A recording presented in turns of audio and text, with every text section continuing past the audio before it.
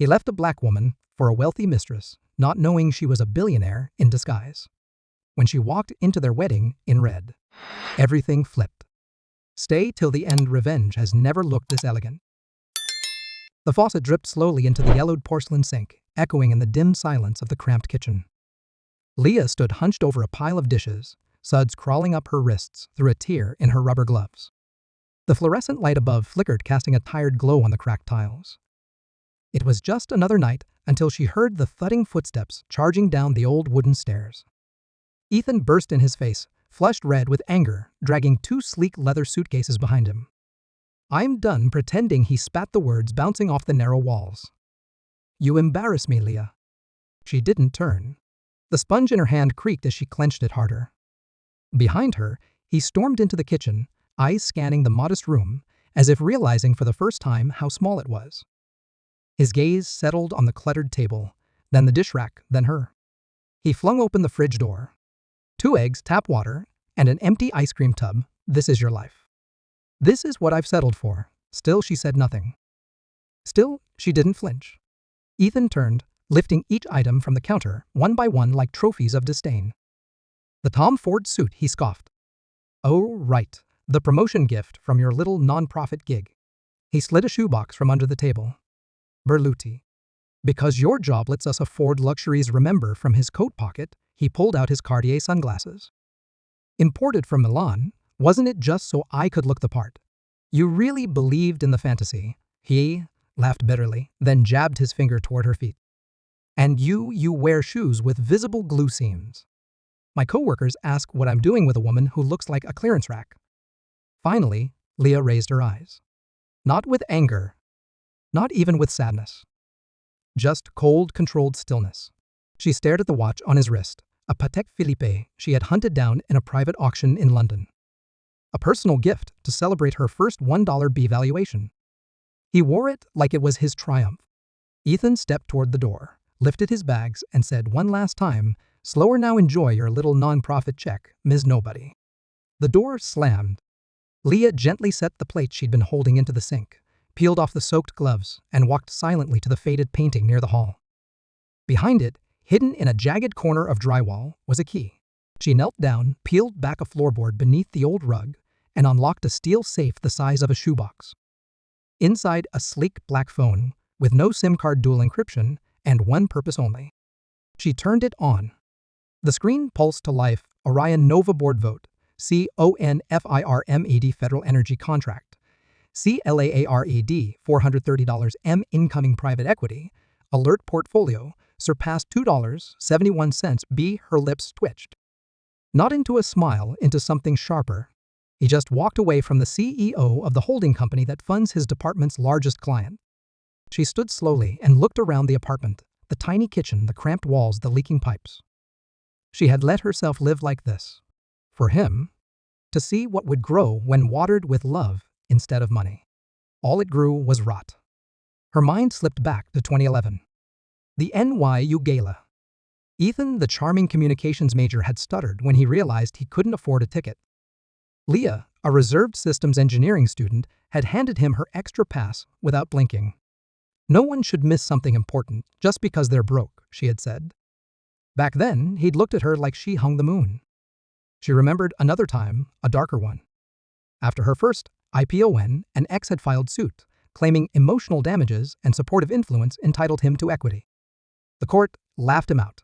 She didn't. She had learned then to build quietly. Hide smartly. Protect everything. Leah walked into the bedroom, opened an old wooden wardrobe, and reached for a small velvet box tucked behind sweaters. Inside, a gray wool sweater, fraying slightly at the cuffs. Ethan had given it to her on her 26th birthday, the year she quietly crossed 6 figures for the first time. He never knew. Her fingers traced the unraveling threads. "I kept this to remember love that didn't ask for proof." She sat at the corner desk, opened her laptop, and entered a 12-character password, M0N3, Trevenge 2024, new folder PH, AAC1, RECLAM, a TAO, N first note, TARGAT, THE, AATA, YAPUA, public exposure. Strategic erasure. Controlled silence. No rage. No theatrics. Just data. Precision. Execution. Leah rose, went to the mirror above her dresser, and uncapped a ruby lipstick. She applied it slowly, the color bold against her skin, her hand steady as war drums in her chest. She stared at her reflection. Not Leah Thomas. Not the girl from the nonprofit. Not Miss Nobody. 90 days until they say, "Do," she whispered. Time to redefine who's disposable. Leah hadn't forgotten the weight of that night a decade ago. Her 23-year-old self, slumped over a flickering laptop in a shoebox apartment, still in sweatpants after coding through 3 nights straight. The air had smelled of burnt instant coffee and ozone from an overheating power strip. Ethan had walked in with a paper bag of takeout, dropped it wordlessly beside her, and said, "You can't keep living like this. Burnout is not success." She had smiled back then, believing concern still meant care. Now she watched that same man walk through the door, years later, holding a $3.200 Bottega briefcase in one hand and a casual smugness in the other. The bag, a performance bonus from Viragon Media, gleamed under the hallway pendant light like some gaudy trophy. What Ethan didn't know, and would never guess, was that Leah had signed the funding approval for the Orion Nova subgrant that made the contract possible. That bag existed because she allowed it to. "You should try dermaplaning," Ethan said one morning as he sipped green juice. "At least buy real makeup. Your foundation smells like CVS." His tone was clipped, careless. He looked at her like an obligation that hadn't expired yet. He'd started posting gym selfies too. Captions like "chasing greatness." "Not everyone's meant to come with you" lined his profile like motivational tombstones. The likes piled up. So did her silence. Leah kept her nonprofit persona tightly wrapped.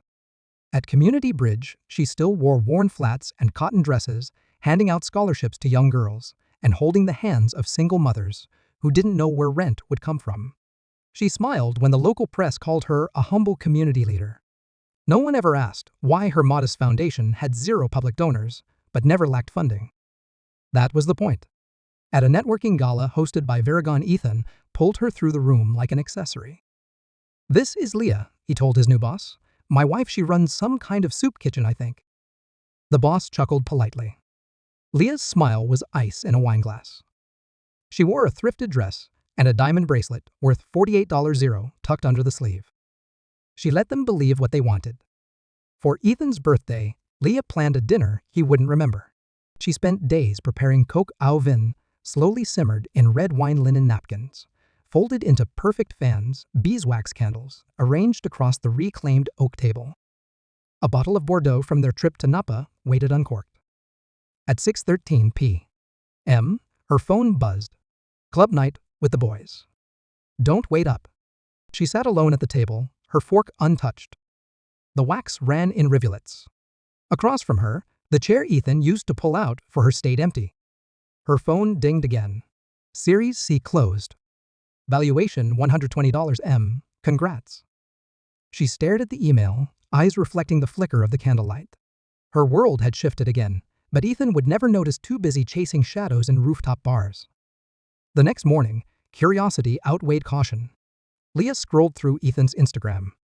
A new post glowed at the top of his grid, he and a striking blonde woman wrapped in each other's arms, champagne glasses, raised city skyline blazing behind them. The caption read, "Best birthday ever." She didn't need to click the tag. The name floated in her mind like a scent, Genevieve Blake. Maybe she's a client, Leah thought. A contact. Maybe it's nothing. But the truth has sharp corners. Days later, folding Ethan's jacket for laundry, out of habit more than hope, her hand bumped into something hard. A small navy velvet box dropped onto the floor, soft as a guillotine. She knelt, opened it. Inside lay a diamond ring cushion, cut flanked by tapered baguettes. Not hers. Never was. She tilted the band toward the light. Etched inside to GB. Forever. The size read 6.5. Leah's fingers had always been a perfect size 5. She'd once joked Ethan needed a string to measure her, he never did. Leah sat on the edge of their bed, silent. The room was still save for the hum of the radiator and the low creak of pipes. Her grip tightened around the box like it held a pulse. No tears came. She didn't even blink. By sunrise, something inside her had calcified. She washed her face, pulled on the gray cardigan Ethan had gifted her long ago when she signed her first six-figure deal back when she thought he saw her, not just what she lacked.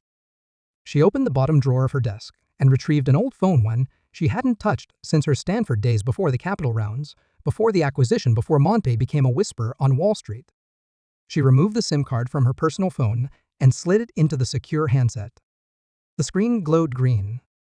A prompt blinked. ENTERA, CCESSCODE. She typed PRIORITYALPHA. The message window opened. To Evan Marshall, subject trace, 30-day trace. 2 targets. Full spectrum. I want everything. She hit send. As the message dissolved into encryption, Leah exhaled slowly. The woman Ethan mocked had built an empire in the shadows. Now she was done being unseen. And the countdown had begun. Leah tapped the edge of her glass desk, her mind already 6 steps ahead. The encrypted message had gone out just hours earlier. Now inside her hidden office in Brooklyn, nestled beneath a flower shop she'd purchased in cash years ago, as cover she waited. At exactly 10:03 a.m., the door clicked open. Evan stepped in, tall salt and pepper stubble, ex-military, still visible in his posture. Head of internal security at Orion Nova. Trusted. Owed her everything. No loose ends, she said. None, he replied, sliding a matte black folder across her desk. No labels. No trace. He's moved in with her, Evan began. Upper East Side penthouse. But here's the twist, it's not theirs. Registered to a staging company. Hourly rental under a shell LLC based in Nevada. Leah flipped through the images. Ethan in a silk robe, sipping pour-over coffee like it was his birthright. Genevieve perched on a chaise, her face angled perfectly to catch the filtered sun, except the sunbeam was artificial, added in post-production. She's calling herself the luxury real estate queen, now Evan muttered. We traced her social content. 92% of her photos use AI smoothing, and every property she poses in is a rental. The only asset she owns is a 2008 Toyota under a cousin's name in Jersey. Leah raised an eyebrow. And the webinars, she asked. Evan tapped the tablet. How I closed $10 in 90 days. We ran her taxes. Net loss of $47.00 last year. It's all smoke. No equity. No transactions. Just stage success. Leah played one of the clips. Genevieve stood before a whiteboard filled with nonsense figures and buzzwords marketing dreams built on algorithmic illusions. But then Evan cued the real betrayal. Viragon's Alpha Rises event last weekend, he said. Private rooftop gathering. Someone live-streamed part of it by accident. You need to hear this. The video buffered, then loaded. Ethan stood there, bourbon in hand, surrounded by execs in tailored suits. Leah's heart was big, he chuckled, but her world was small.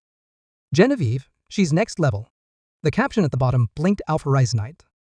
Leah didn't blink. Her face remained placid as stone. She turned to a new page in her leather-bound notebook and wrote 2 words in all caps, STRATEGICERASUREA. Evan wasn't finished. He used your name, said his ex-wife is the founder of Orion Bridge, to land a corporate partnership deal for a women's empowerment campaign.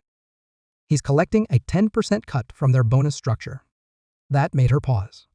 The same woman he mocked in private, the same one he left in the dark, was now his ticket to performative equity.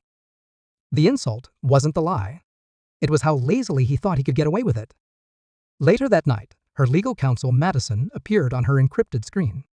He filed today, Madison said bluntly. Motion to unseal financial records. He's accusing you of concealing marital assets through charitable fronts. He's asking the court for retroactive spousal equity in Community Bridge. Leah didn't flinch. She leaned back, opened her drawer, and pulled out a small, tarnished silver ring, the one Ethan once sneered at, calling it nothing but emotional clutter. She slid it onto her middle finger.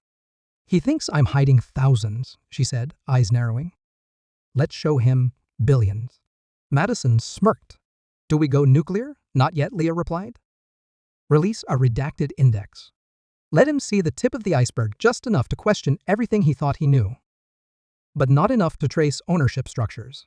No room for mercy. Madison nodded. As the call ended, Leah remained still, letting the silence settle.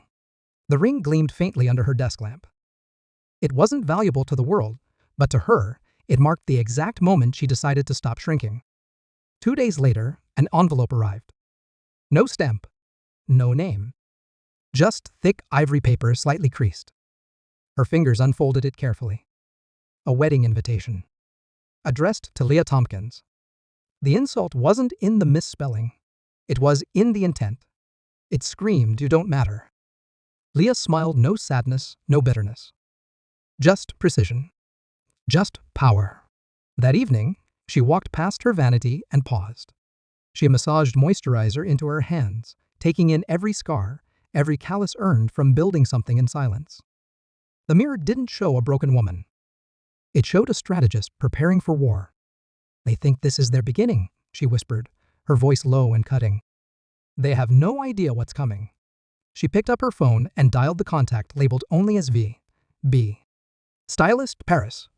The woman answered after the second ring. "This is for the wedding?" the stylist asked in a rich French accent. Leah's voice was even. "Bring red. Bring lines. Bring fire." The call ended.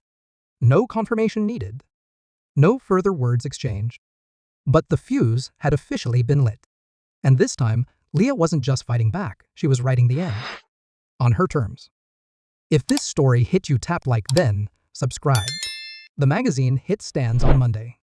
NYC Power moves blazed across the cover, a rooftop photo of Ethan and Genevieve, champagne glasses, raised artificial smiles locked under designer lighting. The headline screamed in gold foil, "The couple to redefine luxury media and real estate." Below, Ethan's quote sat in bold pull text, "My past taught me simplicity. But this is vision." Leah read it once. Then again. Her face betrayed nothing. In the corner office of Monte Capital, morning sunlight cut across the steel floor like a spotlight from Olympus. Her assistant entered, silently placed a sealed folder on the desk. Leah's fingers rested atop it, slow poised. She didn't look up. "Prepare the disclosures." The assistant didn't ask which ones. Within 40 minutes, legal teams activated across 3 time zones. Encrypted files. Watermarked exhibits. Timed embargoes on sealed releases. The invisible became visible strategically. Not all of it. Just enough. Orion Nova Holdings. 7 tech portfolios, valued from $20 million to $180 million. 2 undisclosed private equity funds.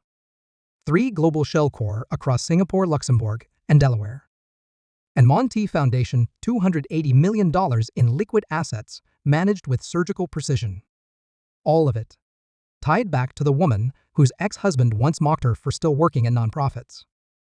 The response was volcanic. Ethan's attorney called at 5:37 p.m. Voice breathless disbelief, curdling into dread. "She's not who we thought. She's Leah." Ended the call mid-word. That night, at precisely 12:02 a.m., her personal phone lit up. "Ethan." She let it buzz until the 3rd ring before answering. "You never trusted me," he said, low, rehearsed, shaken. "Maybe that's why we failed." Leah didn't raise her voice. "I trusted you enough to protect you from who I really was. You used that trust to mock me." She hung up without waiting for a response. By 9 a.m., Leah stood at the head of the Empower Her Initiative boardroom. Floor-to-ceiling windows opened to a city unaware of the quiet war waged above it.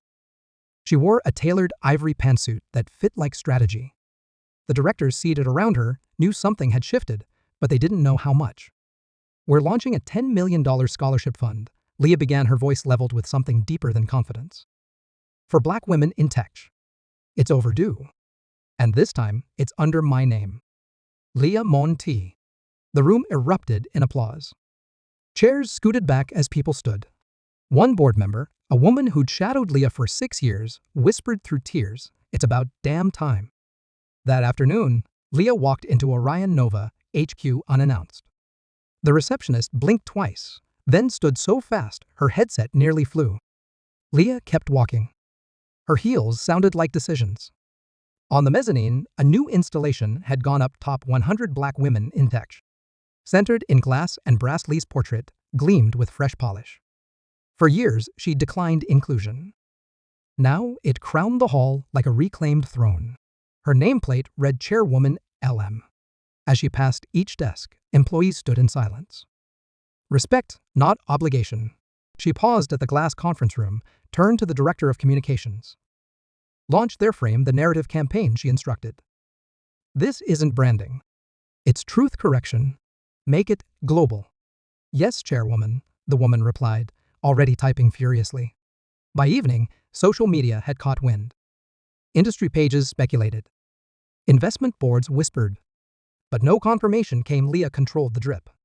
She returned to her penthouse, the same one Ethan had once called too minimalist. Now it shimmered in the twilight. She walked to a wall panel behind the bookshelf, pressed her thumb to a biometric lock. The safe slid open, revealing a single velvet box. Inside, a sapphire bracelet, ocean deep in color, acquired quietly the year she turned 27, her reward for winning a brutal legal battle against a former partner who tried to steal equity by claiming emotional contribution. The media never heard about that case. But Leah did. Every detail. Every clause. She clasped the bracelet around her wrist. The gems sat cold against her skin, but her blood ran hot. Then she moved to the glass vanity. The woman staring back wasn't rehearsing power. She was power. Tempered. Precision cut. There was no fury left. Only focus. She picked up a leather RSVP folder marked Orion Nova Philanthropy Board. Her name, never printed, always implied, was now front and center. The suite for the wedding reception had been booked under her board's name. The catering funded by a holding firm she owned. The linens chosen by a design house she quietly backed. Even the chandelier in the ballroom had once been purchased as a tax write-off through a gallery trust she structured. She tucked the RSVP inside, then turned to the mirror one last time. Last time I hid, she said softly. This time I arrive. And then she smiled, not out of satisfaction, but clarity. The kind that turns storms into silence. 7 days remained, and Leah Monti had just begun the final act. The Rolls-Royce Phantom pulled up in front of the grand glass ballroom, just as golden hour kissed the skyline. Midnight black polished to obsidian, it glided to a halt like royalty arriving unannounced. The rear door swung open, not by a valet, but by a personal security guard in a bespoke suit. Leah stepped out slowly. Ruby red. The gown clung to her silhouette, like molten satin, cut low at the back, a dramatic cape trailing behind her like blood in water. Each step she took down the carpeted stairs from the curb was calculated grace. Not a single camera lens missed it. Flash after flash burst to life. Guests gasped. Whispered. Who is she? Is that the woman from the Orion Nova board she RSVP'd as Orion Nova Philanthropy Executive Board? Didn't she? Even the catering manager froze, recognizing the foundation logo etched into the license plate, Monti Foundation. Only the wealthiest of the ultra-wealthy ever moved this quietly, this purposefully. The driver, once assigned to the Amazon CEO, stood back in reverent stillness. Inside the ballroom, light refracted through crystal chandeliers onto Genevieve's trembling hand. She stood frozen at the edge of the dance floor, lips parted in disbelief, clutching Ethan's arm as if it were the last post on a sinking ship. Her manicured nails dug into his skin, leaving crescent dents of panic. Ethan's body locked. The color drained from his face. His collar constricted like a noose. He blinked rapidly, mouth twitching as he forced a smile that resembled a grimace. He hadn't seen that version of Leah in years. Maybe never. Not like this. Leah didn't glance at them. She walked straight ahead, heels echoing against marble like a countdown. The event MC, a well-meaning woman in a lilac suit, met her halfway with a strained smile. You must be with the platinum sponsors, she said. Would you like to join the table of honor? She gestured toward the central table, just 3 strides from the stage. Leah nodded once. Guests leaned into each other's shoulders, murmuring. That dress, she's stunning. Wait, is that who I think it is? As Leah sat, all eyes followed. The red cape pooled at her chair like a crowned shadow. The MEC paused, then gave a curious smile. You seem important. Would you like to say a few words? Leah stood. No microphone. No announcement. The room stilled. She lifted her champagne flute, turned slowly, making eye contact with no one and yet everyone. You told me I embarrassed you, she began, her voice crystal clear. That I wasn't enough. That I was a nobody. Genevieve blinked rapidly. Ethan's Adam's apple bobbed like a trapped lie. But today, Leah continued, voice steady, deepening, like a storm. I paid for your champagne. Your venue. And your delusions. A hush fell so dense it felt physical. She turned to the couple, hand reaching into her clutch. From it, she removed a sapphire bracelet, the one she'd worn to remind herself of her resilience. She unhooked it delicately and placed it on the table between them. Next to it, the glint of Genevieve's wedding band. Close inspection would have revealed the flaws, the tiny scratch, the cloudy stone imperfections no influencer filter could hide. You married your mirror, Leah said softly, gaze locked on Ethan. But you left your miracle. For a beat, the world didn't move. Then a phone camera flashed. And another. A whisper turned into a ripple. A man 2 tables over whispered, "That's Leah Monty." Someone gasped audibly. She's the founder of Orion Nova. She owns Blake Properties, a guest added. Bought the debt from the bank last month. A journalist in the back live-streamed the entire exchange. The caption read, "You didn't just marry the wrong woman. You underestimated the right one." Within 30 minutes, the video hit 200K views. By the 3rd hour, it crossed 1 million.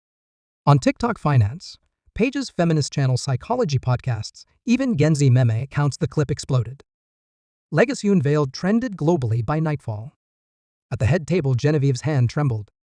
She tried to sip her wine, but couldn't lift the glass without clinking it against her teeth. Ethan sat in silence. A thin sheet of sweat glistened at his temples. Some guests began clapping. A slow, uneven rhythm at first, like uncertainty testing the waters. Then more joined. Then a full standing ovation sweeping the hall, like a wave crashing against ego. Leah didn't bow. She didn't curtsy. She turned without a word, her cape fluttering like justice made tangible. As she reached the ballroom exit, she paused for one final glance. Cameras still rolling, eyes still wide. She stared directly into the livestream lens and offered a calm, razor-edge smile. Legacy isn't loud, she said. It's undeniable. With that, she stepped into the waiting phantom.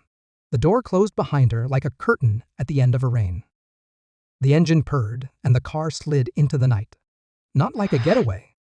Like a queen departing her coronation. 3 weeks after the wedding, Ethan had called 37 times. Leah hadn't picked up once. She didn't need to. Each missed call was just another attempt to rewrite a story he'd already burned. The voicemails piled up apologies, confessions, bargains that started with, "Maybe we can fix this." But nothing needed fixing. It was finished. Meanwhile, the SAC launched an official inquiry into Genevieve's financial dealings. Turns out, Blake Properties wasn't just poorly managed, it was a hollow shell stitched together by leveraged debt, fake affiliates, and borrowed luxury. The glamorous queen of real estate was now drowning in subpoenas. Her accounts were frozen. Her social media platforms stripped of verification badges. 200,000 followers had dwindled to less than 7,000. Headlines across digital tabloids screamed from luxury queen to luxury mirage. Ethan wasn't spared either. The viral clip from the wedding had ignited a media storm. His board at Viragon met behind closed doors. Within 48 hours, he was out, terminated with cause. Severance withheld. The once praised visionary communicator now stood behind a glass showroom window on Route 17 trying to sell used hybrid sedans. One afternoon, a Gen Z couple recognized him. The girl tilted her phone, hit record, and asked, "Wait, didn't you marry that billionaire woman?" The video hit TikTok within the hour, captioned from SEO salesman. It racked up 2.3 million views in 2 days. Leah never watched it. She was busy opening the doors to Ascend Institute. The launch event was held in the Solarium Hall of the Orion Nova Innovation Tower. Hundreds of guests, in attendance, industry leaders, tech giants, investors, advocates. The mission: seed capital for Black women founders, legal literacy classes on asset protection and post-divorce trauma healing programs. It wasn't just a foundation. It was an armor factory. As the crowd hushed for the official unveiling, Leah stepped onto the stage in a white power suit that shimmered faintly under the lights. Next to her stood Malik Khan, a rising AI researcher who'd once sent her a cold email 2 years prior asking for 5 minutes of mentorship. She had ignored it back then. But now he stood beside her, no longer seeking validation, only offering presence. No speech. Just a steady hand that gently tightened around hers as the cameras flashed.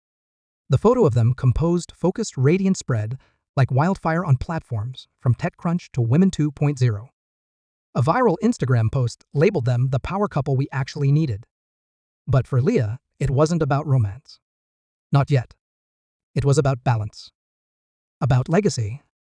About reclaiming narratives without raising her voice. Later that afternoon, Leah guided Malik through the corridors of her private office suite, minimalist, sunlit, quiet-like strategy. They entered a smaller chamber. It wasn't a boardroom or a lounge. Just a simple space with a single framed artifact hanging on the wall. Malik tilted his head. What's this? It was a sweater, gray-stretched, slightly frayed at the cuffs. Beneath the frame, embroidered with perfect symmetry, read 5 words: never underestimate quiet power. He looked at her. That your first gift from him? Leah smiled, not bitter, not wounded, but steady. No. That was my first gift to me. For surviving him. Silence settled between them. Not the awkward kind, but the kind that wraps around clarity. Malik nodded once, his hand brushing hers. There was no need to say more. As dusk settled, Leah stepped onto the balcony that crowned the top floor of Essen's headquarters. The city sprawled beneath her in quiet glow. Horns, chatter, life all blurred into a hum that matched the steady pulse in her chest. She held a glass of water, no champagne. No theatrics. Just stillness. She looked out, not at what was, but at what would come next. No more apologies. No more hiding behind false humility. No more defining herself by what had been taken from her. She'd rebuilt an entire world, and none of it had room for Ethan. Behind her, the soft buzz of evening voices trickled in through the sliding doors. Board members were celebrating inside. Young women were asking about seed grants. Foundations from 3 continents had pledged interest. The machine was moving, but Leah was the engine. She whispered almost to herself. Some people roar. Some people whisper. But me, she turned from the balcony, stepped back into the light of her empire, the sapphire bracelet gleaming on her wrist. I build. In silence. In strength. In full. And just like that, the woman once dismissed on a blind date had disappeared, replaced by a legend. One Ethan could no longer reach. One the world could no longer ignore. In a world that tried to silence a black woman, she didn't just survive, she outbuilt, outsmarted, and outshined her husband and his wealthy mistress. This wasn't revenge. It was revelation. A billionaire in disguise reminded us real power whispers before it roars. If this story stirred something in you, we want to hear from you. What would you have done? Does quiet power leave the loudest legacy? Like, subscribe, and hit the bell so you never miss what comes next. Thanks for watching. See you in the next one.